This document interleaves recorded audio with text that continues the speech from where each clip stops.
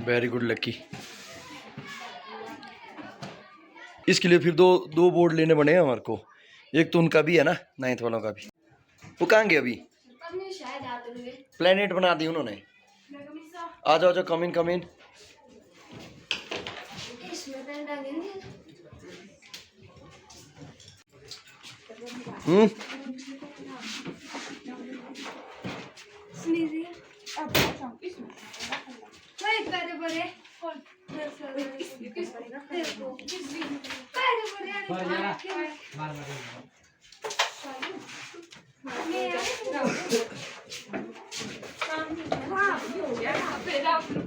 हो गया पूरा एकदम।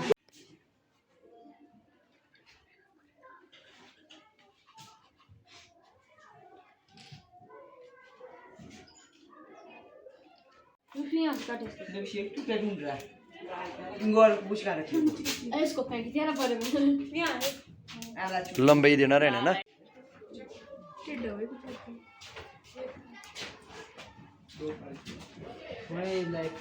हारना तब आवश्यक हो जाता है जब लड़ाई अपनों से हो। हारना तब आवश्यक हो जाता है जब लड़ाई अपनों से हो, और जीतना तब आवश्यक हो जाता है जब लड़ाई अपने से हो। Mercury, Venus, earth, Mars, Jupiter, Saturn, Uranus and Neptune.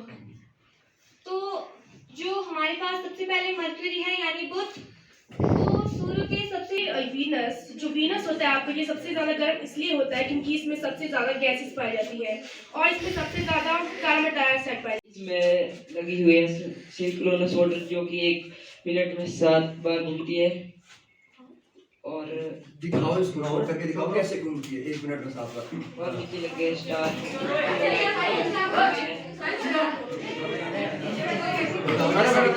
और ये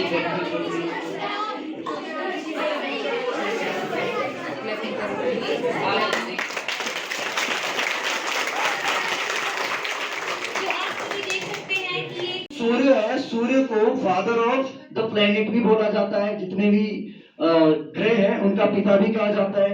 उसके अलावा आपको ये भी बता दिया, जो मरकरी है वो सबसे पहला प्लेनेट है क्योंकि वो सबसे छोटा प्लेनेट है, ठीक है। और सेकंड नंबर पे आता है वीनस। जो वीनस होता है वो मरकरी, यानी मरकरी पहले नंबर पे, दूसरे पे वीनस है। फिर भी वीनस काफी ज्यादा गर्म होता है, हॉट होता है। तो इसका जो रीजन है वो ये है कि जो वीनस है उसके पास बहुत सारी ऐसी गैसेस हैं जिनकी वजह से उसकी जो टेम्परेचर है वो काफी ज्यादा गर्म रहता है, और सबसे ज्यादा मात्रा में कार्बन डाइऑक्साइड पाई जाती है, जैसा कि बच्चों ने आपको बताया। फिर हमारा तीसरे नंबर पे आता है अर्थ।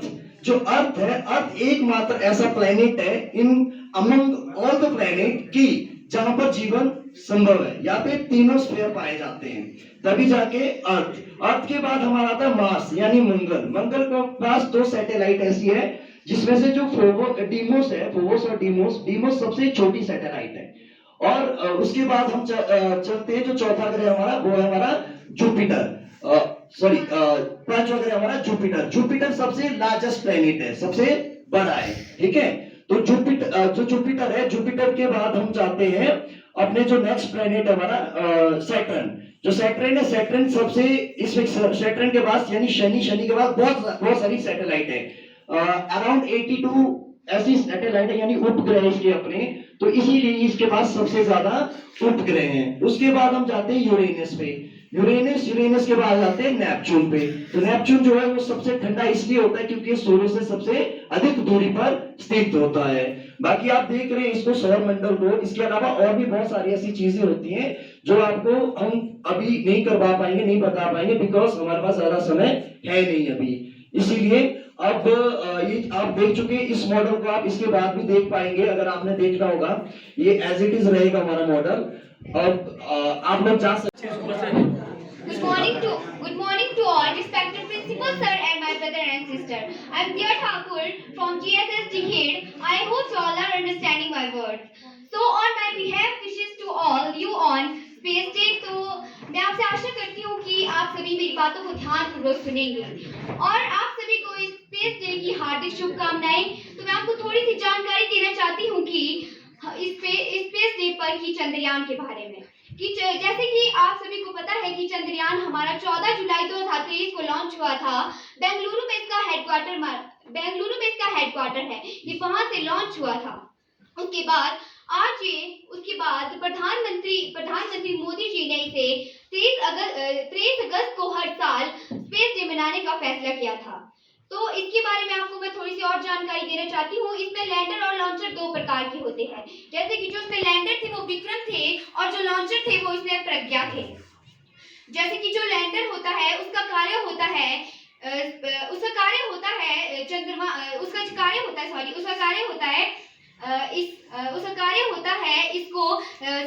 इसको स्पेस तक पहुंचाना और एक अच्छी इसको लैंड करवाना। और जो लॉन्चर का कार्य होता है उसका कार्य वहां पर पानी की खोज करना होता है। तो आइए अब थोड़ी सी जानकारी दिव्या से जुटाते हैं। चंद्रयान 3 जो बाहुबली के नाम से जाना जाता है, इसे सतीश धवन अंतरिक्ष श्रीहरिकोटा आंध्र प्रदेश से लॉन्च किया गया था। तो मैं आपको बताऊंगी कि जो हमारा रॉकेट है वो किस प्रकार से लॉन्च होता है। जब हमारा रॉकेट लॉन्च होता है तो 130 सेकंड के बाद जो हमारे दोनों बर्ड्स होते हैं, रॉकेट के दोनों बर्ड्स होते हैं वो इससे अलग हो जाते हैं। उसके बाद जब 196 सेकंड के बाद हमारे रॉकेट के जो दोनों हीट शीट्स होते हैं वो दोनों अलग हो जाते हैं। और उसके बाद 307 सेकंड के बाद रॉकेट का जो लिक्विड इंजन होता है वो इससे अलग हो जाता है और दूसरा इंजन स्टार्ट हो जाता है। अब हम अपना रॉकेट लॉन्च करने जा रहे हैं और ये लॉन्च होने वाला है। और जो हमारे ये रॉकेट में जो पावर लग रही है वो लग रही है हाइड्रोजन लिक्विड की, जिसकी वजह से ये ऊपर आसमान को जाएगा। ये देखिए हमारा रॉकेट लॉन्च होने जा रहा है। और हाँ, जब हमारा रॉकेट 130 सेकंड के बाद जो इसके दोनों पार्ट्स होते हैं, जो पार्ट्स होते हैं ये अलग हो जाएंगे और उसके बाद 196 सेकंड के बाद जो हमारे दोनों हीट शीट्स होती है वो इससे अलग हो जाएगी और इस 307 सेकंड के बाद जो हमारे रॉकेट की लिक्विड इंजन है वो भी इससे अलग हो जाएगा और इसमें दूसरा इंजन आ जाएगा। Thank you.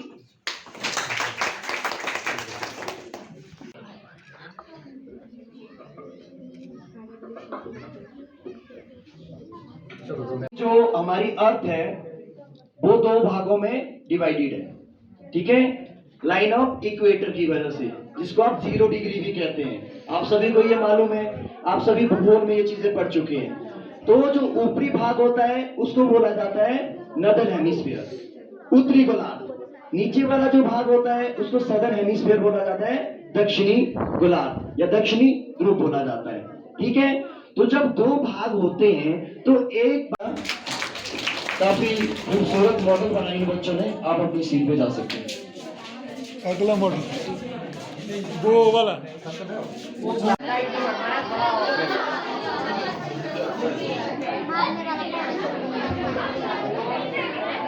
Okay, thank you so much.